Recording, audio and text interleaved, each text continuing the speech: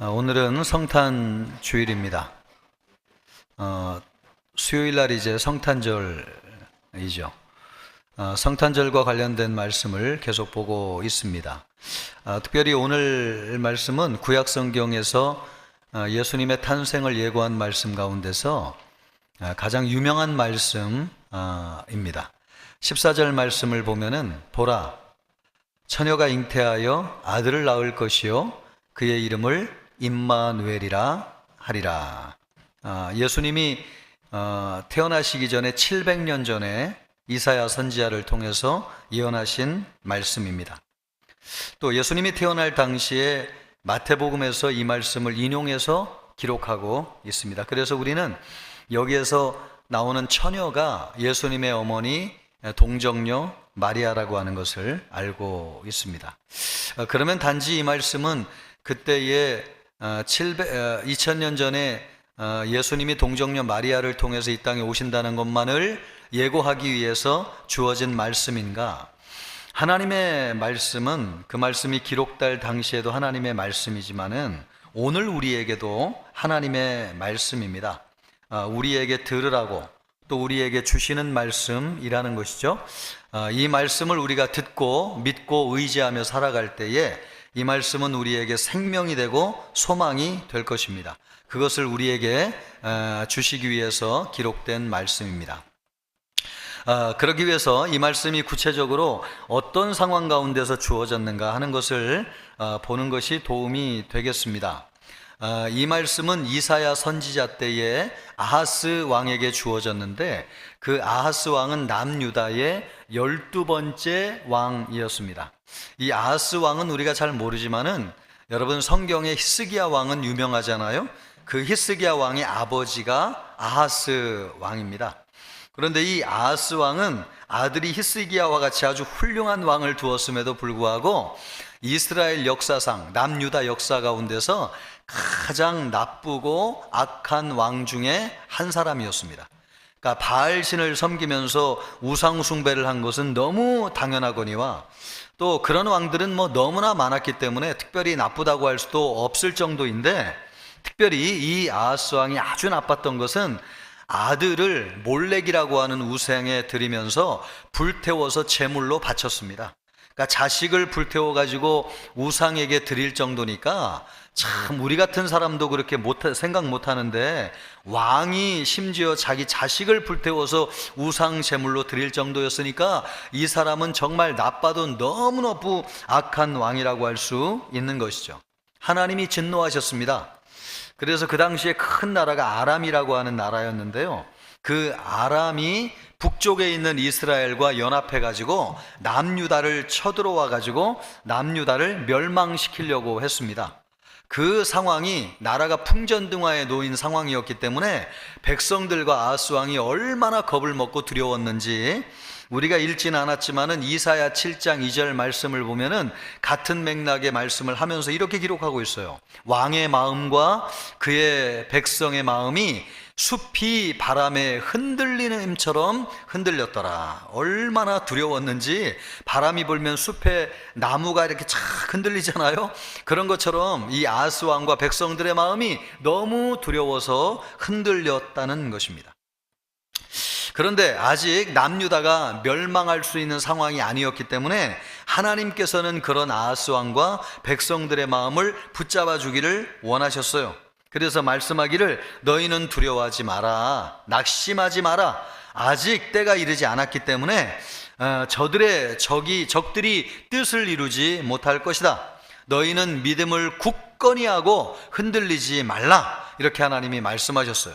그러나 믿음이 없었던 아하스 왕은 하나님의 말씀을 믿지 못했습니다.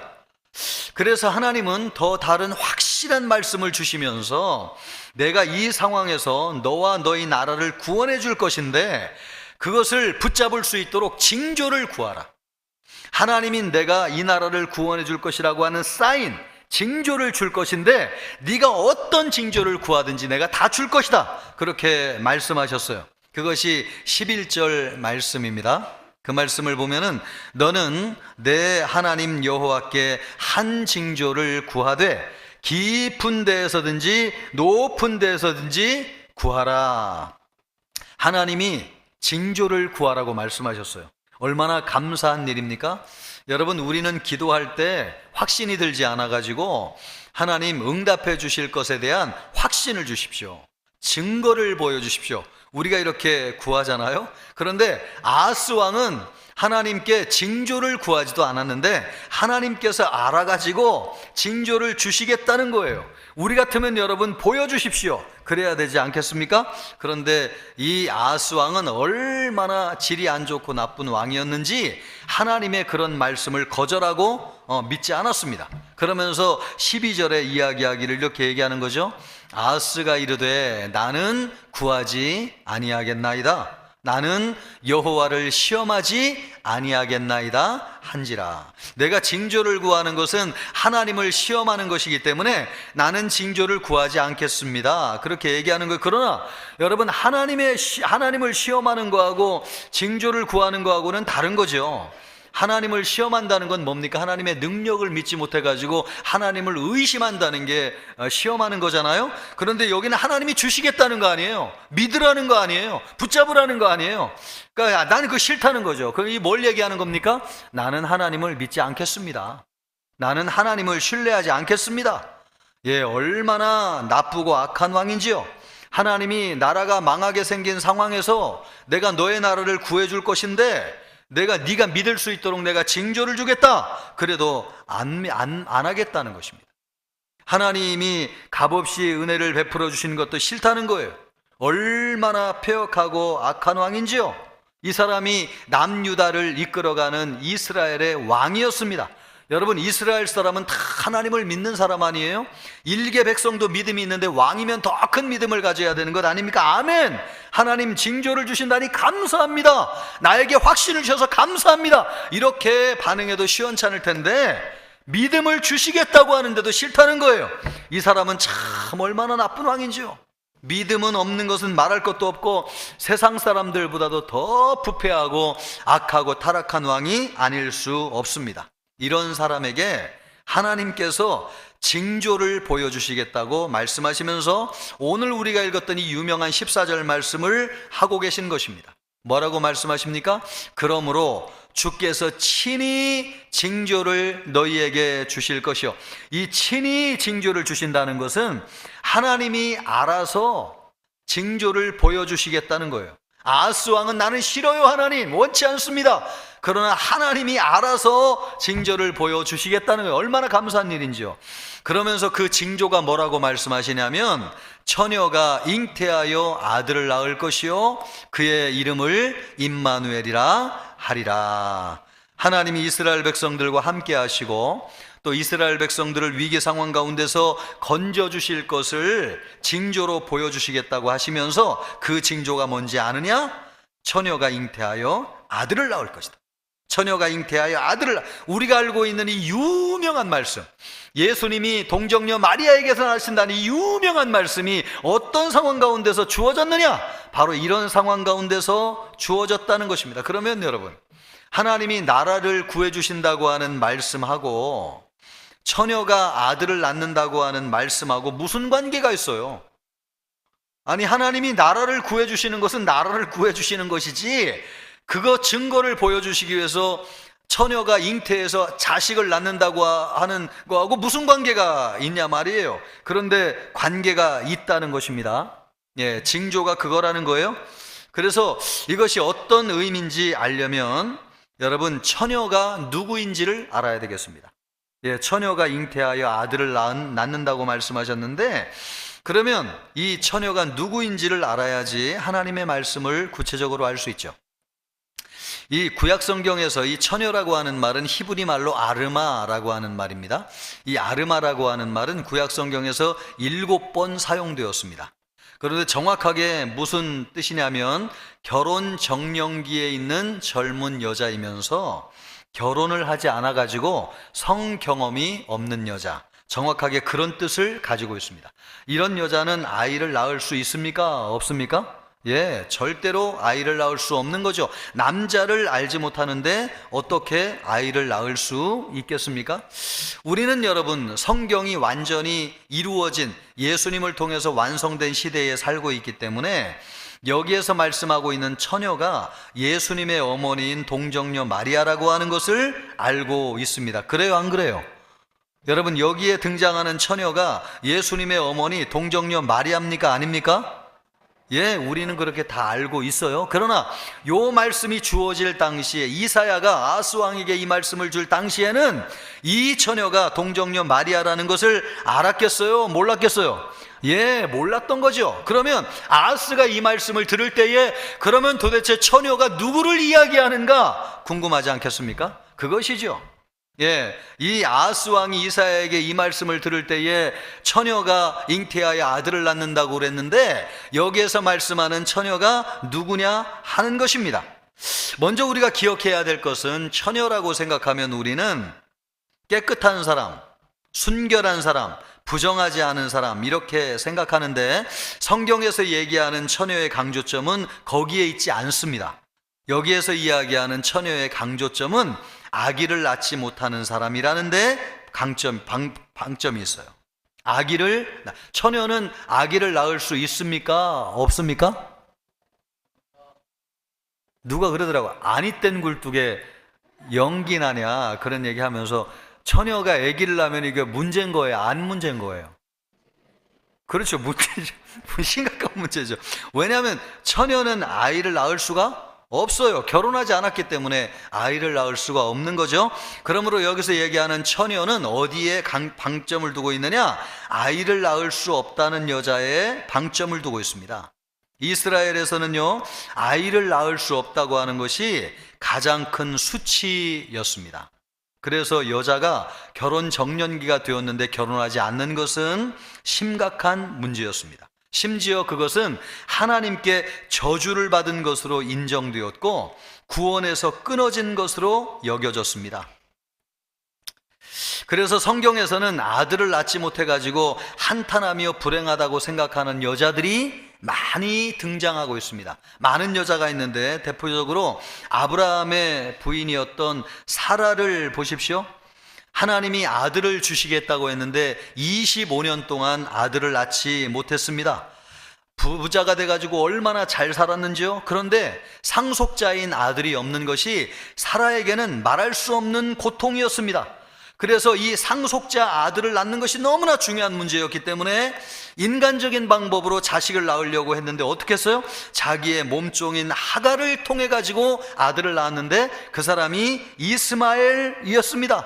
참지 못하고 그런 거. 그런데 나중에는 하나님이 사라를 통해서 아브라함 나이 100세에 이삭을 주셨잖아요. 그 아들을 품에 안았을 때에 얼마나 기쁘고 좋은지 세상을 얻는 것처럼 느껴졌습니다. 이처럼 아들을 낳는다고 하는 것은 이스라엘 여자들에게 있어서는 구원의 문제이고 영적인 문제였습니다. 단지 아들을 낳지 못하는 게 문제가 아니고 이거는 하나님과의 관계에 심각한 문제가 있는데 내가 구원을 받지 못했다, 하나님의 은혜를 받지 못했다, 나는 하나님 앞에 버려진 존재다, 이런 정도로 심각한 문제로 받아들여졌다는 것입니다. 또 야곱의 아내 라헬도 보십시오. 4명의 아내 가운데서 제일 사랑을 많이 받은 사람이 라헬이었습니다. 그런데 라헬은 남편의 사랑으로 만족이 되지 않았어요. 왜냐하면 다른 여자들은 다 자식들이 있는데 라헬에게는 자식을 낳지를 못했어요. 그것이 얼마나 한이 맺혔는지 남편을 들들들들 볶았습니다. 그랬더니 야곱이 얼마나 괴로운지, 내가 당신에게 아들을 낳지 못하게 한 것이냐, 봐라, 같이 살고 있는 다른 아내들은 다 자식을 낳는데 당신만 못 낳지 않느냐. 그 정도로 이 라헬에게 아들이 없다고 하는 것이 너무나 힘든 문제였습니다. 그래서 합한채를 갖춰 남편에게 바칠 정도로 아들을 얻고 싶어하는, 나중에는 이 라헬이 2 아들 요셉과 베냐민을 낳았지만은 여러분, 베냐민을 낳다가 죽잖아요. 그러니까 생명을 걸고 자식을 낳아도 내 생명을 버려도 아깝지 않은 존재가 아들을 낳는 것이, 그 정도로 이스라엘에서는 여자가 아들을 낳는 것이 세상에서 제일 중요한 일이었어요. 그런데 그 아들을 낳는 것은 하나님의 은혜를 받아야 낳는다고 믿었고, 그것은 구원받은 여자에게 주어지는 하나님의 특권이라고 믿었습니다. 그러니까 구원의 결정적인 증거가 아들을 낳는 것이었어요. 또 여러분, 성경에서 아들 생각하면 제일 유명한 여자 가운데 한 사람이 누구냐면 한나입니다. 한나.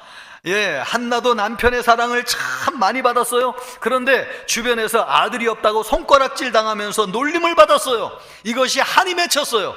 성전으로 올라가 가지고 하나님 앞에 포목절투하면서 하나님 나에게 자식을 달라고 얼마나 서럽게 울어대는지요. 그것을 보고 엘리 제사장이 여자가 대낮부터 술에 취해 가지고 술 주정한다고 얘기할 정도로 얼마나 여러분 미친 여자처럼 간절하게 하나님 앞에 구했으면은 그렇게 보였게, 그 정도로 자식을 낳는 문제가 이스라엘 여자들에게는 아주 절대적으로 중요한 일이었어요. 나중에 여러분, 하나님이 이 한나에게 아들을 주었는데 사무엘을 주었을 때에 이 아들을 어떻게 했습니까? 하나님 앞에 드렸잖아요. 나에게 소중하면 내가 키워야 되는데 왜 하나님 앞에 드린 것입니까? 하나님께 감사한 것입니다. 하나님, 나를 구원하셨군요. 나에게 은혜를 주셨군요. 하나님, 나에게 이렇게 놀라운 구원의 확신을 주셨군요. 그래서 감사하여서 사무엘을 하나님 앞에 바친 것입니다. 그러므로 이스라엘 여자들에게 있어서는 아들을 낳는다고 하는 것이 구원의 문제고 영적인 문제고 은혜를 받느냐 못 받느냐의 문제였습니다. 그래서 여러분, 성경을 보면 성경의 모든 구원의 역사는 아들을 낳는 것과 관련이 있습니다. 그래서 예수님의 족보를 보면은 여자들이 등장할 때마다 전부 다 아이를 낳는 여자와 관계돼서 성경이 기록되어 있습니다. 아들을 낳는다고 하는 거, 그래야지 대가 이어져요. 그래야지 하나님에게 물려받은 땅을 자식에게 상속할 수가 있었습니다. 아들을 낳는다고 하는 것은 하나님의 은혜로 받아들여졌고 구원을 받았다고 하는 증거로 인식되었습니다. 반면에 아들을 낳지 못한다고 하는 것은 대가 끊어진다는 것을 의미하는 것이었고 하나님에게 저주를 받았다는 것으로 인식되어졌고 구원받지 못해가지고 가문이 없어진다고 받아들여졌습니다. 그러니까 이 정도로 심각한 문제였습니다. 그러므로 여러분, 아들을 낳는다고 하는 것은 은혜를 받았다고 하는 것이고 구원을 받았다고 하는 뜻이었습니다. 이렇게 볼 때에 오늘 본문에서 아들을 낳을 수 없는 사람은 누구입니까? 하나님의 은혜가 끊어져 가지고 구원의 반열에서 끊어져서 더 이상 아들을, 하나님의 아들이신 예수 그리스도를 품에 안을 수 없는 사람으로 인식되어져야 될 사람은 누구인가? 오늘 이 말씀에 등장하는 본문에서는 아하스 왕이었던 거죠. 왜 아하스 왕은 영적인 아들을 얻을 수 없는 사람입니까?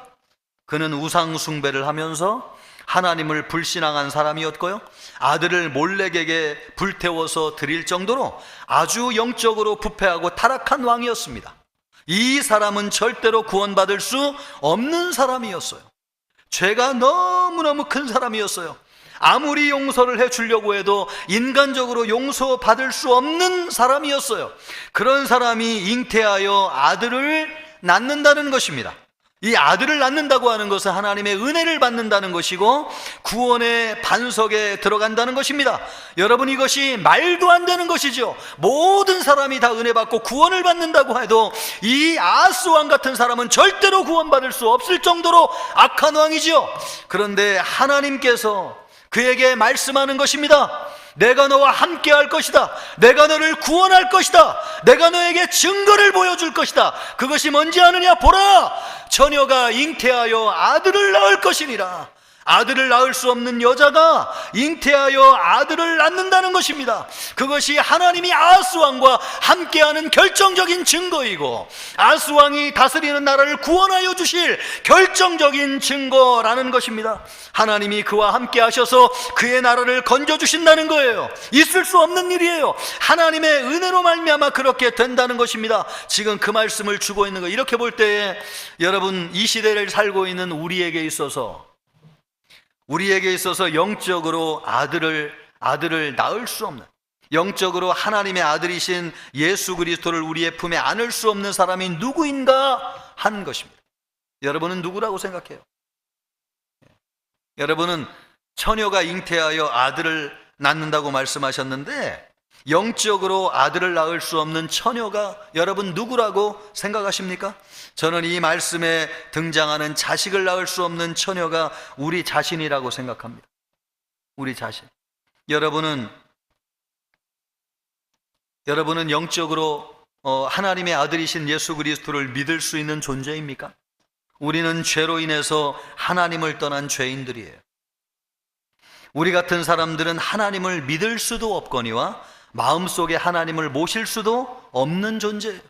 우리는 여러분 아하스 왕보다도 더 나은 사람이라고 얘기할 수 있습니까? 아니요. 우리는 태어날 때부터 죄인이고 하나님을 배신하여 떠난 사람들이에요. 아하스 왕보다도 어찌 보면 더 타락하고 범죄한 죄인이 우리입니다. 우리는 여러분 하나님을 믿을 수도 없거니와 거룩하시고 놀라우시고 우주보다 크신 하나님을 우리 마음속에 담을 수 없는 더럽고 추한 존재들이에요. 불가능한 일이에요. 그런데 실제로는 어떻게 되었습니까? 우리 같은 자들이 하나님을 믿게 되었고 예수님을 마음속에 모시게 되었습니다. 이것이 무엇을 의미하는 것입니까? 불가능한 일이 우리에게 실제로 일어났다는 것입니다. 아들을 낳을 수 없는 처녀가 아들을 낳은 것처럼 우리가 하나님의 아들이신 예수님을 믿고 하나님의 자녀가 되었습니다. 그래서 하나님 나라에 들어가 가지고 영생을 얻고 풍성한 삶을 살게 되었습니다. 이 모든 일이 하나님의 전적인 은혜가 아니고서는 일어날 수 없는 일인데, 그런데 여러분 실제로 이런 일이 우리에게 일어났다는 것입니다. 여러분 아멘입니까? 그렇습니다 여러분. 우리는 하나님을 믿을 수도 없고 예수님을 우리 마음속에 모실 수도 없는 존재인데 실제로는 우리에게 그런 일이 일어났어요. 그러므로 처녀가 잉태하여 아들을 낳은 것이지요. 그것이 하나님이 우리에게 주시는 징조라는 거예요. 어떤 징조냐? 내가 너와 함께 할 것이니라. 임마누엘이니라. 내가 너희를 구원할 것이니라. 그 징조라는 거예요. 그 증거가 어디에 있습니까? 우리에게 있다는 거죠. 우리에게. 여러분 우리에게. 그러므로 하나님이 우리와 함께 하신다고 하는 증거를 다른 데서 찾을 필요가 없어요. 우리 자신을 보십시오. 우리는 하나님을 믿는 것이 불가능한 사람들이에요. 어떻게 우리 같은 죄인이 하나님을 믿을 수 있어요? 그러나 실제로 우리는 하나님을 믿고 있어요. 하나님이 우리와 함께 하세요. 하나님이 우리 안에 거하세요. 불가능한 일이 우리 안에 일어난 것입니다. 그러므로 우리가 하나님이 우리와 함께 하신다고 하는 가장 확실한 증거가 무엇이냐? 우리 자신입니다. 이거보다도 더 확실한 증거가 없어요. 우리는 여러분 하나님이 함께 하시는 증거를 보여주십시오. 죽은 자가 살아나게 하시고 기적이 일어나게 하시고 병이 고쳐지게 하시고 하늘에서 불이 떨어지게 하여 주십시오. 그러면 내가 하나님을 믿겠습니다. 그렇게 얘기하지만 아니라는 거예요. 하나님이 우리와 함께 하신다는 아주 가장 명백한 증거가 있는데 뭔지 아느냐? 너희 자신을 보라. 너희 안에 하나님이 계시지 않느냐? 너희는 하나님을 믿을 수도 없거니와 하나님이 너희 안에 거할 수 없는 존재인데 어떻게 하나님이 함께 할 수 있느냐? 그것은 처녀가 잉태하여 아들을 낳는 것과 같은 하나님이 보여주신 증거라고 말씀하고 있다는 것입니다. 그러므로 여러분 우리가 이 세상을 살면서 하나님이 어디 계시냐고, 하나님이 나를 진짜 도와주시는 것이 맞냐고 확신이 들지 않아가지고 흔들릴 때가 얼마나 많아요. 흔들리지 말라는 것입니다. 왜요? 우리 안에 하나님이 함께 하시는 증거가 있기 때문에 그렇습니다. 하나님이 우리를 향해서 말씀하고 있는 거예요. 너희는 두려워하거나 낙심하지 말라. 믿음에 굳게 서서 흔들리지 마라. 내가 너희와 함께 할 것이고 너희를 구원할 것이니라. 그 증거가 뭐냐고? 너희 자신을 보라. 너희는 하나님을 믿을 수 없거니와 하나님이 함께 할 수 없지만은 너희 안에 하나님이 계시지 않느냐? 그것을 볼 때에 하나님이 내가 너와 함께 하는 것이고 너희를 구원할 것이니라. 너희 자신이 가장 확실한 징조니라. 그 말씀을 하고 있는 것입니다. 여러분 이것을 믿습니까? 우리가 어떤 존재입니까? 처녀로서 아들을 낳을 수 없는 존재인데 아들을 낳은 존재가 우리 자신이에요. 그것이 임마누엘의 증거예요. 하나님의 구원의 확신이에요. 우리 자신을 볼 때에 여러분 하나님이 우리와 함께 하신다고 하는 것을 보는 것입니다. 그러므로 두려울 때마다, 여러분은 흔들릴 때마다 여러분 안에 계신 하나님을 바라보시기를 바랍니다. 여러분 안에 하나님이 계십니까? 여러분은 예수님을 믿습니까? 그것은 여러분 처녀가 잉태하여 아들을 낳은 것입니다. 그것은 뭐예요? 하나님이 우리와 함께 하신다고 하는 결정적인 증거예요. 그래서 여러분 안에 계신 하나님을 바라보면서 여러분 자신에게 얘기하세요. 그래, 나 같은 사람이 어떻게 하나님을 믿을 수 있나? 그런데 하나님이 내 안에 계시지? 맞아, 이거는 불가능한 일이야. 그런데 실제로 일어났어. 하나님이 나와 함께 계시는 것이 틀림없어. 내가 어떤 위기 가운데 있어도 하나님이 나를 구원하실 거야. 여러분, 이것을 믿으시기를 바라요. 우리 자신이 증거입니다. 여러분 자신이 함께 하시는 증거입니다. 여러분은 처녀로서 잉태하여 아들을 낳은 존재입니다. 여러분과 하나님이 함께하고 계십니다.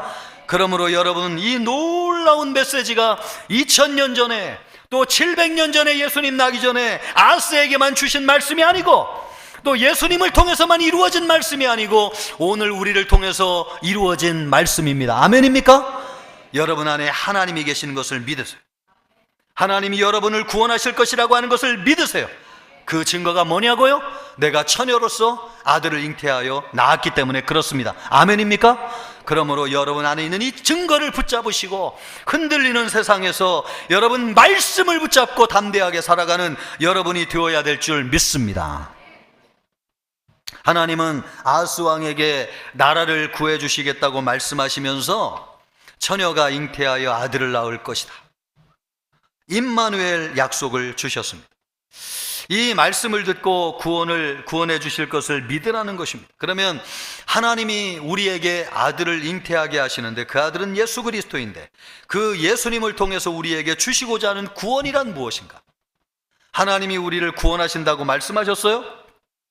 그러면 하나님이 우리에게 주시는 구원은 무엇인가? 먼저 하나님이 우리에게 주시는 구원은 영적인 구원입니다. 사단의 세력에서 놓여져 가지고 하나님의 자녀가 되는 것이죠.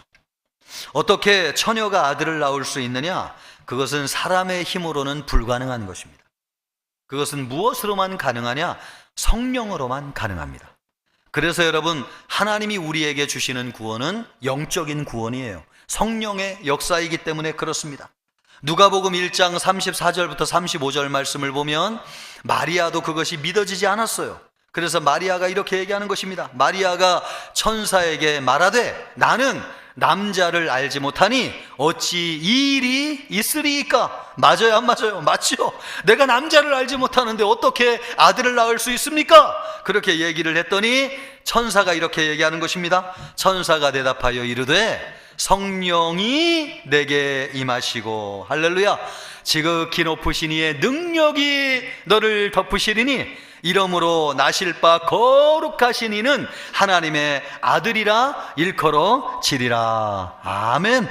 성령으로 말미암아 동정녀 마리아가 아들 예수님을 잉태하여 낳게 된다는 것입니다.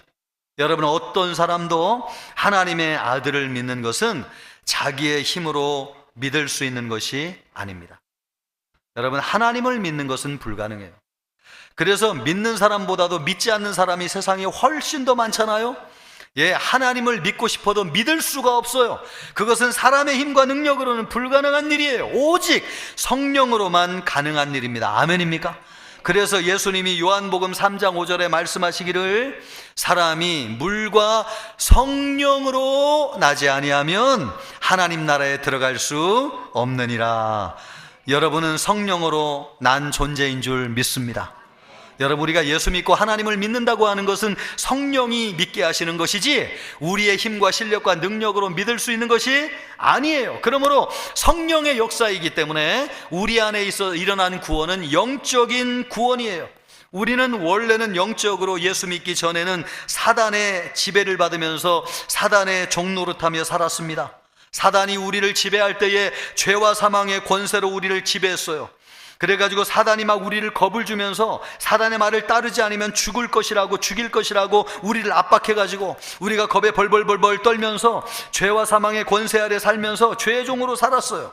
그래서 여러분, 우리 인간의 삶이 어떻습니까? 가난하고 질병으로 고통당하고 괴로움 가운데 평생을 살다가 죽음을 맞이하는 것이 우리 인간의 삶이었어요. 사단이 우리를 그렇게 이끌고 다녔어요. 그런데 예수님이 오셔가지고 우리를 짓누르고 있는 죄의 사슬을 끊어버리시고 우리를 영적으로 해방하셨습니다. 죄에서 자유하게 하여 주셨습니다. 더 이상 죽음을 두려워하지 않게 되었어요. 가난과 질병과 고통이 우리를 지배할 수 없게 되었어요. 예수님이 우리에게 영생을 주셔서 우리를 자유하게 하시고 우리를 행복하게 하시고 우리에게 평안을 주셨기 때문에 그렇습니다. 이 모든 일이 성령으로 말미암아 우리 안에서 일어난 일인데, 그러므로 우리에게 주어지는 구원, 어떤 구원이냐? 영적인 구원이라는 것입니다. 여러분 안에 그런 영적인 구원이 예수님을 믿는 순간 임하게 된 줄 믿습니다. 영적인 구원이 우리에게 임했어요. 이것은 성령으로 거듭나서 예수님을 믿고 하나님의 자녀가 된 사람들에게 주시는 영적인 구원이에요. 여러분이 성령으로 말미암아 예수님을 구주로 믿기를 주님의 이름으로 축복합니다. 여러분이 예수님을 믿는 순간 여러분 안에 영적인 놀라운 역사가 일어난 줄 믿습니다. 사단의 권세가 떠나간 줄 믿습니다. 가난에서 벗어난 줄 믿습니다. 질병이 떠나간 줄 믿습니다. 고통이 떠나간 줄 믿습니다. 우리의 주인은 누구냐? 예수님이세요. 우리의 성도들 가운데서 질병으로 고통당하는 분들 많이 계세요. 그러나 여러분, 질병을 향해 선포하세요. 질병아, 너는 내 주인이 아니다. 내 주인은 예수님이다. 질병은 떠나갈지어다. 가난한 마음도 예수의 마음으로 떠나갈지어다. 이 시간 예수의 이름으로 명하노니 고통도 떠나갈지어다. 나의 주인은 예수님이다. 왜요? 영적으로 우리는 해방되어서 주님이 우리의 주님이 되신 백성이 되었기 때문에 그렇습니다. 우리 안에 예수님 계시면 영적인 구원이 우리에게 임한 줄 믿습니다. 이번 성탄절에 여러분이 이 확신이 없는 분들은 예수님 오신 것을 모셔드림으로 말미암아 여러분 안에 구원의 확신이 있기를 주님의 이름으로 축복합니다. 여러분, 사단이 떠나갈 것입니다. 질병이 역사하지 못할 것입니다. 고통이 떠나가게 될 것입니다. 예수님이 여러분을 주장하실 것입니다. 그런 역사가 있기를 주님의 이름으로 축복합니다. 또 하나, 우리 예수님이 우리에게 주시는 구원은 실제적인 구원입니다. 말로만의 구원이 아니라 하나님의 나라는 말에 있지 아니하고 능력에 있느니라. 여러분, 하나님의 구원은 우리의 삶에 실제적인 하나님의 능력이 나타나는 것. 하나님이 아하스에게 이 말씀을 주셨을 때에는 나라가 풍전등화와 같은 위기에 처해 있을 때였습니다. 너는 이 말씀을 붙잡아라.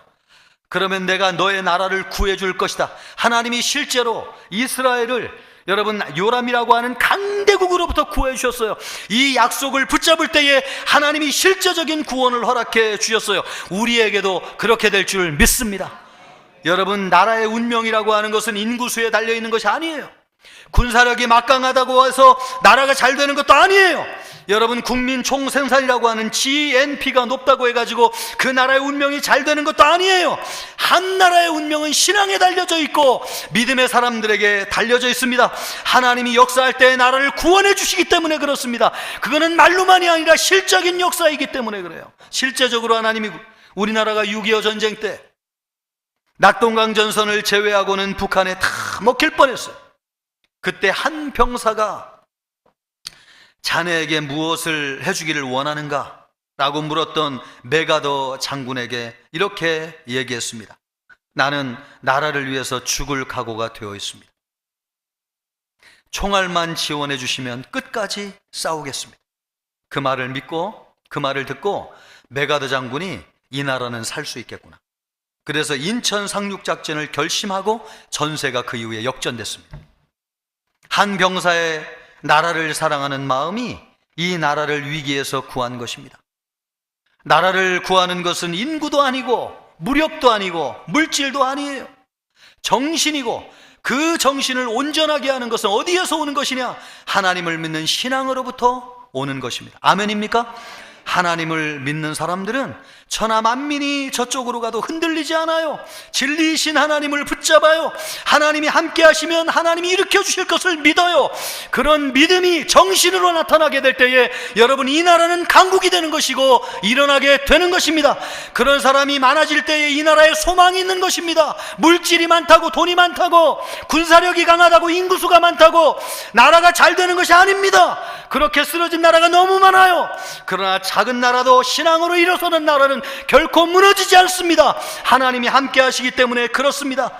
여러분, 그런 신앙 하나님이 우리에게 내 가정, 내 나라, 내 조국을 위해 내 생명도 아끼지 아니하고 내놓을 수 있다는 우리 선진들의 희생거린 마음이 여러분 우리를 그렇게 만들고 오늘 우리가 이렇게 살도록 이끌어 온 것입니다.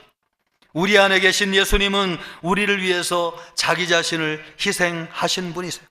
그런 희생의 마음으로 나라를 섬기고 가정을 섬길 때에 하나님께서 이 나라를 살려주시고 우리 가정을 이끌어주시는 줄 믿습니다. 그래서 예수 믿는 사람은 강한 것입니다. 군사력으로도 무너뜨릴 수가 없어요. 총칼로도 무너뜨릴 수 없어요. 여러분, 신앙은 하나님으로부터 오는 거예요. 신앙은 하나님처럼 강한 것입니다. 그래서 예수 믿는 사람들은 무너지지 않아요. 그래서 하나님이 이사야를 통해서 아스 왕에게 이 말씀을 주신 것입니다. 처녀가 잉태하여 아들을 낳을 것이니 이것이 내가 너와 나라를 구원할 증거가 될 것이니라. 여러분, 이 말씀을 붙잡으시기를 주님의 이름으로 축복합니다. 하나님이 우리를 구원하실 것입니까? 아멘. 하나님이 우리와 함께 하십니까? 아멘. 그 증거가 누구냐? 우리 자신이에요. 우리 자신. 우리가 하나님을 믿을 수 없고 구원받을 수 없는데 우리에게 실제로 그런 일이 일어났잖아요. 이것이 하나님이 우리와 함께 하신다는 증거입니다. 하나님이 우리를 구원하신다는 명백한 결정적인 증거예요. 이것을 붙잡는 우리 모든 성도님들 되시기를, 그래서 실제적인 구원이 여러분의 삶에 역사하기를 주님의 이름으로 축복합니다. 하나님이 이 아스에게 이 말씀을 주신 거예요. 여러분이 똑똑히 들어야 돼요. 그래서 처녀가 잉태하여 아들을 낳을 것이니 그 이름을 임마누엘이라 하리라. 처녀로서 잉태하여 아들을 낳은 사람이 누구냐고요? 나이고 여러분 자신입니다.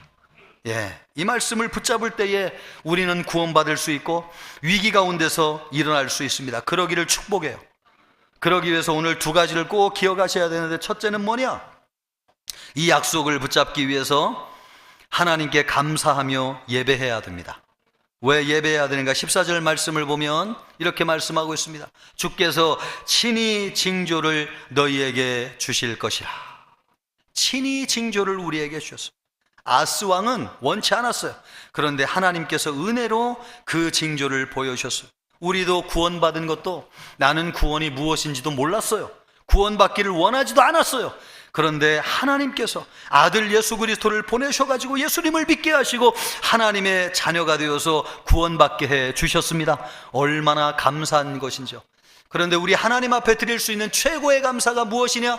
그것은 우리 하나님을 예배하는 것입니다. 여러분, 성탄절 때 다 나오셔가지고 아들 예수로 은혜로 우리에게 오셔서 우리에게 품게 하시는 이 예수님을 예배함으로 맞아들이실 수 있기를 바랍니다. 우리 하나님이 제일 기뻐하실 거예요. 그렇게 감사함으로 예배하여서 예수님을 맞아들이는 자에게 하나님께서 아들을 잉태하게 하여 주시고 구원의 확신을 주시고 함께 하신다는 증거를 보여주시는 것입니다. 예배로서 주님을 맞아들이는 우리 모든 성도님들 되시기를 주님의 이름으로 축복합니다. 또 하나 우리가 꼭 적용해야 될 것이 있는데, 그것이 뭐냐? 위기를 만날수록 하나님의 말씀 듣기를 힘쓰시기를 바랍니다. 위기 가운데서 만나가지고 불안해가지고 말이에요, 주변 환경에 두리번거리고 사람들의 귀에 말에 귀를 기울이는 사람들, 그래서 마음이 추풍 낙엽처럼 떨어지는 사람들이 얼마나 많은지요. 그래서 세파에 휩쓸려 지나가는 사람이 너무나 많이 있습니다. 그래서 하나님께서 그것을 알고 흔들리는 아하스 왕에게 누구를 보내셨습니까? 이사야 선지자를 보내줘가지고 너는 하나님의 말씀을 붙잡으라. 내가 너에게 증거를 줄 것이니라. 처녀가 잉태하여 아들을 낳을 것이니라. 이것이 내가 너와 함께 할 것이라는 결정적인 증거니라. 이 말씀을 주셨어요. 왜 이 말씀을 주신 것입니까? 말씀을 붙잡아야지 흔들리지 않기 때문에 그렇습니다. 아멘입니까? 여러분, 말씀을 붙잡으면 악이 무엇이고 선이 무엇인지를 분별하게 돼요. 그래서 15절 말씀을 보면 이렇게 얘기하고 있는 것입니다. 우리 15절 같이 읽습니다. 그가 악을 버리며 선을 택할 줄 알 때가 되면 엉긴 젖과 꿀을 먹을 것이라. 이 꿀을 먹는다고 하는 것은 하나님의 나라의 풍성한 삶이 이루어진다는 것인데, 언제 그렇게 된다는 거예요? 악을 버리고 선을 선택할 때. 우리는 악을 버리고 선을 선택할 수 없어요. 이렇게 하신 분은 누구냐? 예수님이세요. 그래서 우리는 예수님의 말씀을 듣고 예수님을 믿을 때 영적으로 분별하게 돼요. 그래, 천하 만민이 따라가도 악은 절대 안 따라가요. 그러나 한 사람이 나와도 선은 붙잡아요. 누가 그렇게 할 수 있느냐? 예수님이 그렇게 하셨기 때문에 예수님을 믿는 우리가 그렇게 할 수 있습니다. 아멘입니까? 그렇게 영적인 분별을 위해서 우리에게 필요한 것은 무엇입니까? 세상의 소리를 듣는 것이 아니라 하나님의 말씀을 듣고 하나님의 말씀을 붙잡는 것입니다. 이 말씀을 붙잡는 우리 모든 청천교회 성도님들 되시기를 주님의 이름으로 축복합니다.